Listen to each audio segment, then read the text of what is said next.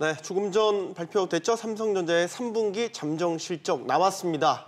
2분기에는 잠시 주춤한가 싶었는데 실적이 또다시 사상 최고치를 경신했습니다.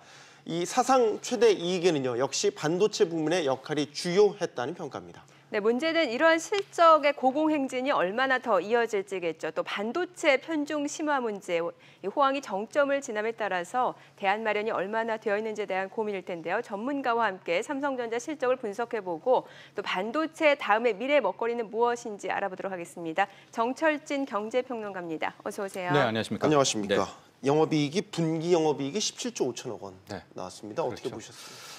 저는 이렇게 평가하고 싶어요. 깜짝 실적이긴 깜짝 실적인데 예상된 깜짝 실적이었다. 약간 좀 말에 모순이 있죠. 네. 깜짝 실적이라는 자체가 예상을 못 해야 되는데. 개변 아닙니까?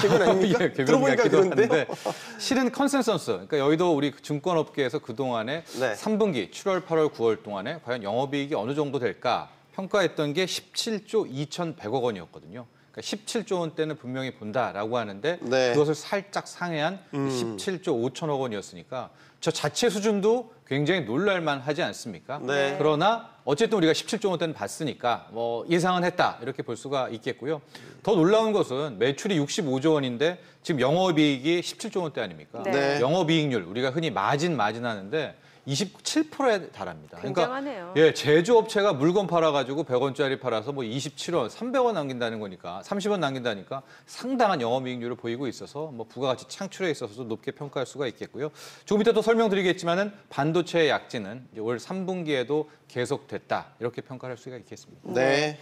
자, 그럼 많은 분들이 왜 우리가 삼성전자 실적을 주목해야 하는지 그 부분일 것 같은데 네. 이 삼성전자 실적이 갖는 의미, 상징성이 분명 있지 않습니까? 그렇습니다. 이렇게 삼성전자만 따로 이렇게 실적 관련해서 이제 보도를 한다거나 방송을 할 때 되면은 이렇게 뭐 댓글이나 이런 데서 꼭 옵니다. 왜 네. 삼성전자만 특별 대우를 하냐. 네. 그런데 좀 그럴 만한 위치에 있다 이렇게 볼 수가 있겠습니다. 네. 우리 국내 증시에서 삼성전자가 차지하는 비중이 거의 뭐 20% 안팎이고요.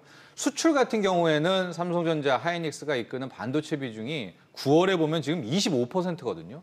그러니까 삼성전자 하나의 저 회사가 한국 경제 뭐 이렇게 저렇게 해서 거의 4분의 1, 뭐 5분의 1, 4분의 1 담당한다라고 하니까 이 삼성전자의 실적이라든가 향후 실적의 전망, 뭐 주가 추이 이런 것을 이렇게 좀 집중적으로 다룰 의미는 충분한 것 같습니다. 네, 뭐 증권가에서 또 실적 바로미터가 되는 게 삼성전자이기도 하니까요. 그렇죠. 자, 시장에서는 이번 삼성전자 3분기 잠정 실적 어떻게 평가하고 있는지 또 이야기 들어보도록 하겠습니다. 현대차 투자증권의 노은창 센터장 연결돼 있습니다. 안녕하십니까? 안녕하세요.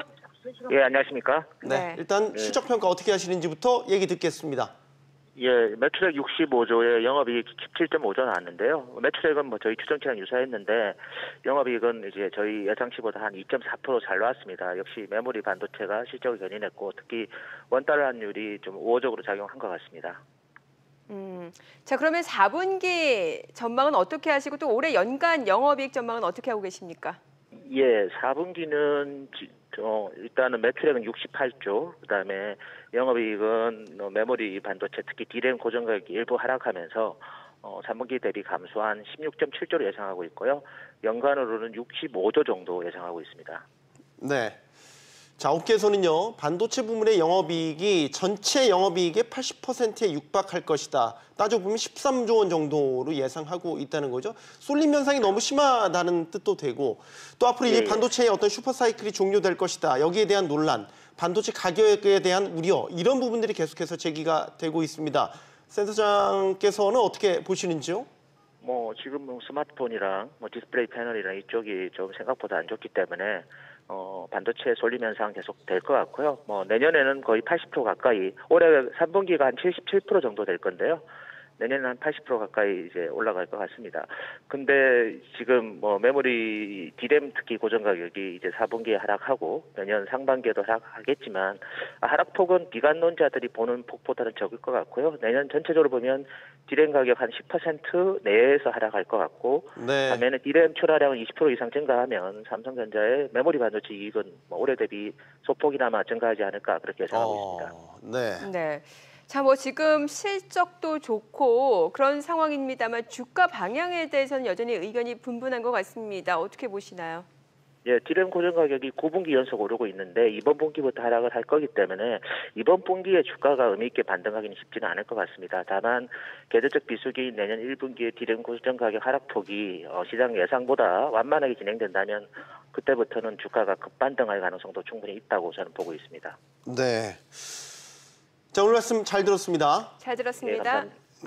네, 현대차 투자증권의 노근창 센터장과 전화 연결해 봤습니다. 네. 자, 전화 연결에서 이야기가 나왔지만 반도체 지금 장사를 참 잘하고 있는데 네. 이 장사를 언제까지 잘할 수 있을 그렇죠. 것인가 미리 걱정되는 게 사실입니다. 삼성전자에서 더욱더 그런 것 같고요. 그렇습니다. 일명 이제 반도체 경기 정점 논란인데요. 뭐 그 정점이다 아니다의 논란은 벌써 한 1년 전부터 시작이 됐던 것 같습니다. 네. 특히 이제 외국계 투자 증권사에서 계속해서 현재가 반도체 경기의 정점이다. 슈퍼 사이클의 끝이다라고 얘기를 했다가 그게 깨지면은 이제 뭐 죄송합니다. 사과 리포트를 내고 뭐 뷰를 또 바꾸고 네. 그런 것이 계속 됐었는데 마지막 나온 것이 역시 모건 스탠리 쇼크라고 하죠. 이번에 최종적으로 이제 외국계 증권사에서는 정말로 올해가 이제 반도체의 정점을 찍고 이제는 하향 곡선이라고 얘기는 하고 있는데 지금 반도체 경기를 바라보는 두 가지 시선이 있습니다. 즉 이 금융 사이드. 네. 외국계 투자은행에서는 이미 정점이니까 계속 팔아라 하고 있는데 네. 정작 업계에서는 뭐 삼성전자라든가 하이닉스라든가 업계에서는 아닌데 아직도 반도체 수요가 견조한데 이렇게 맞서고 있거든요. 그러니까 이것들에 대한 전망은 좀 어렵지만 저는 조심스럽게 디램 가격은 일단은 이제 꼭지를 찍고 떨어질 수밖에 없기 때문에 네. 수요가 아무리 버틴다고 하더라도 이제 디램 가격 하락은 피할 수가 없고 그렇다면 지금까지 정말 거세게 몰아왔던 뭐 반도체 호황 또 삼성전자의 실적 호황도 이젠 조심스럽게 하락에 대한 대비를 해야 되지 않을까 이렇게 바라보고 있습니다. 스마트폰 사업 부분, 무선 사업 부분은 어떻습니까? 사실 뭐 폴더블 폰을 내놓는다고 하니까 또 이 부분에 대한 기대감도 있거든요. 그렇죠. 이게 이제 삼성전자를 바라보는 시선이기도 한데 삼성전자 같은 경우에는 반도체도 있지만 디스플레이 가전도 있고요. 네. 또 무선 사업부라고 해서 스마트폰이 그렇죠. 차지하는 비중도 굉장히 크거든요. 근데 이번에 이제 17조 5천억 아직 세부 사항은 안 나왔지만 네. 거의 반도체가 한 13조 원은 넘게 벌어들였다. 이제 그러니까 나머지 디스플레이 가전 무선 사업부가 거의 영업이익에 기여한 것이 뭐 20-30%밖에 안 되는 미미한 그런 상황 아니겠습니까? 특히 삼성전자의 걱정은 뭐 반도체를 차치하고 보면 저 스마트폰을 어떻게 해야 되나라는 걸 것 같습니다. 스마트폰이 이미 우리 시청자 여러분들도 이 정도라면 난 안 바꿔도 돼. 이제는 현 기기로는 꽉 찼다는 분위기 아니겠습니까? 네. 그래서 저 스마트폰에 대한 걱정도 크고 저 부분은 우리뿐만이 아니라 애플도 마찬가지로 고민을 하고 있고요. 특히 중국이 거의 웬만한 시장을 다 잠식하고 있기 때문에 저는 이제 삼성전자의 무선 사업부에서 대대적인 방향 전환이 필요하다. 더 이상 지금 현재 저 스마트폰 사업 뭐 카메라를 더 좋게 만든다든가 뭐 디자인을 어떻게 한다든가 그런 사원을 떠나서 또 다른 라운드로 가야 될 그런 시기가 아닌가 보고 있습니다. 어떤 세대 간의 계층 이동이 일어나지 않는다면 획기적인 반전은 현 상황에서는 뭐 기대하기 어렵지 않나라는 그렇죠. 생각을 하시는 또 얘기한 것처럼 폴더블 폰 이렇게 얘기가 나오고 있는데 그것도 좀 이게 정답이 아닌 것이 당장 뭐 접을 수 있는 폴더블 폰을 판다라고 할 때 우리 소비자들이 그걸 왜 접어야 되는데? 기존에 있는 게 좋은데 그걸 왜 접어야 돼? 이런 의문이 당장이 나오거든요. 왜냐하면 네. 그게 훨씬 현대 스마트폰이 만족을 시키고 있기 때문에 거기에 대한 고민은 분명 필요하지 않을까 봅니다.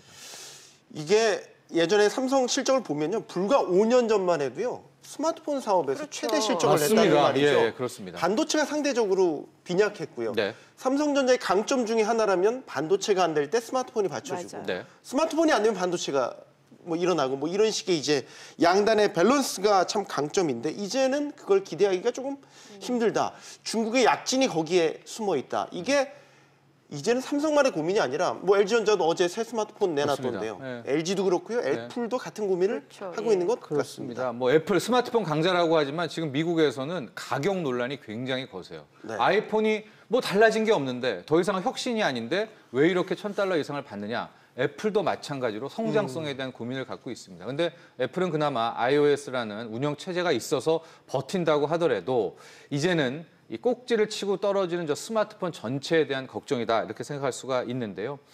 제가 보기에는 이제 새로운 스마트폰이 펼쳐지려면은 우리가 이제 5G 하잖아요. 네. 5세대 이동통신이 어떻게 구현되느냐에 따라서 그것을 충족할 수 있는 기기를 먼저 선점하는 그 업체들이 향후 그 이름이 스마트폰이 될지 뭐 스마트워치가 될지 스마트 글래스가 될지는 모르겠지만 아니면 네. 폴더블이 될지는 모르겠지만은 5G하고 같이 가야 될 것 같아요. 그러니까 5세대 이동통신 그러려면은 글쎄요 정말로 우리가 알고 있는 혁신다운 혁신을 해야 되지 않을까. 왜냐하면 지금 이 5세대 이동통신이라는 게 정말 가보지 않은 길이거든요. 우리가 생각하는 건 뭐 전화를 하면 홀로그램이 나와가지고 상대방이 보인다 뭐 이 정도인데 그 이상의 무궁무진합니다. 근데 그것들을 담을 수 있는 기기 거기에 대한 고민이 이제 앞으로 무선사업부의 삼성전자의 숙제라고 할 수 있겠습니다. 네. 네. 자, 이재용 부회장 고민도 굉장히 깊을 수밖에 없는데 네. 삼성의 미래 먹거리는 그럼 뭐라고 볼 수 있을까요? 일단은 명확하게 정해놨습니다. 이제 4대 성장 사업이라고 해서 첫 번째가 AI고요. 두 번째가 앞서 드린 5세대 이송통신.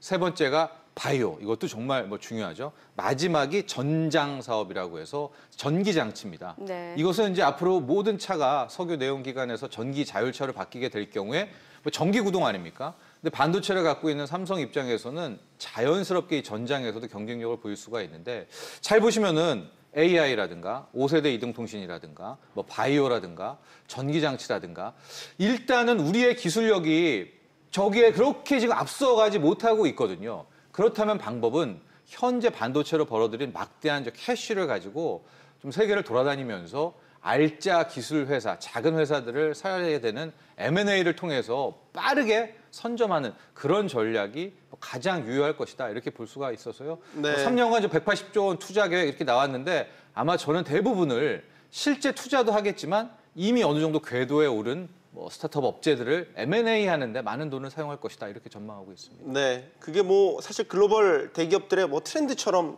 뭐 지금 나타나고 있는 현상이기도 한데 네.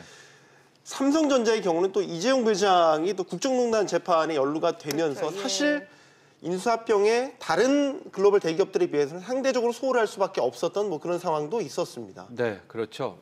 그 이제 삼성전자가 왜 미래 먹거리 사업 준비 안 했느냐 이렇게 질타하는 분들이 있는데요. 이게 역설적인 상황입니다. 왜냐하면 현재 반도체에서 돈이 어마어마하게 벌리는데 그걸 안 하고 다른 거를 할 수는 없잖아요. 그래서 반도체에서 계속 돈을 버는 것이고 그 외에 AI나 바이오나 뭐 전장 이런 작은 회사들은 반도체를 뺏겨서 돈을 못 버니까 상대적으로 이쪽을 파서 기술력을 키워놓은 거거든요. 그러면 윈윈 전략은 뭐냐? 이제 돈을 가지고 그 연구했던 회사들을 사는 이 M&A가 굉장히 필요한데 우리나라의 특히 삼성그룹의 이 그동안의 의사결정 구조를 보면 이재용 부회장의 뭐 결단이 거의 꼭지에서부터 내려오는 이런 탑다운 방식이거든요. 네. 그렇기 때문에 뭐 아직까지 마지막 대법원 판결이 나온 뒤에야 좀 더 공격적인 M&A 홍보를 볼 수가 있지 않을까 이렇게 봅니다. 뭐 롯데 신동빈 회장도 마찬가지고 이재용 부회장도 마찬가지고 꼭 우리 이 대기업 그룹들이 꼭 총수가 있어야 어떤 M&A 같은 큰 결단을 할 수 있냐. 그래서 그렇죠. 경영 시스템 개선 자체에 대한 필요성도 그래서 제기가 되는 것 아닌가 싶습니다. 네. 네. 자, 그리고 이제 지배 구조에 대한 이야기도 지금 계속해서 나오고 있는데 네. 이제 연내 순환 출자 고리를 모두 끊겠다라는 계획을 전달했거든요. 현재 네. 그럼 어디까지 진행이 됐습니까? 글쎄요, 이게 이제 삼성그룹의 그러니까 또 다른 사업 외적인 고민이기도 한데요. 네. 지금 이제 삼성그룹의 그러니까 오너 일가의 고민은 크게 두 가지입니다. 현재 병석에 있는 이건희 회장의 사망 시 상속세를 어떻게 납부할까? 네. 두 번째, 지금 A, B, C, C가 다시 A를 도는 이 순환 출자 고리를 어떻게 끊어낼까라는 건데요. 삼성그룹의 순환 출자 고리는 삼성물산이 삼성생명, 삼성생명이 삼성전자, 삼성전자가 삼성물산.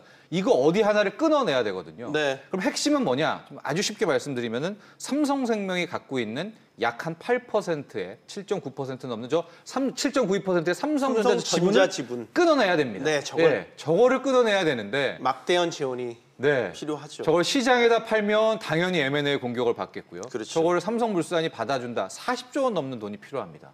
그러니까 저것도 힘들고, 그러니까 저 고리를 삼성생명의 삼성전자 지분을 어떻게 팔아서 저 지분을 없애야 하느냐가 숙제이기는 한데, 뭐 삼성그룹이 어쨌든 저 단계, 삼성생명과 삼성전자의 저 그룹 단계에 대해서는 그 공정위에 어떤 식으로 해결하겠다는 사인을 보였기 때문에 과연 어떻게 저 오른쪽 하단에 있는 삼성생명과 삼성전자에 있는 7.92% 저 지분을 풀어갈지가 이제 앞으로 연내의 숙제라고 할 수 있겠습니다. 해법은 아직 나오진 않았지만 어쨌든 풀어내야 할, 털고 가야 될 끊어야 시점인 됩니다. 건 네. 네, 맞는 것 같습니다. 정철진 평론가였습니다. 감사합니다. 잘 감사합니다. 들었습니다.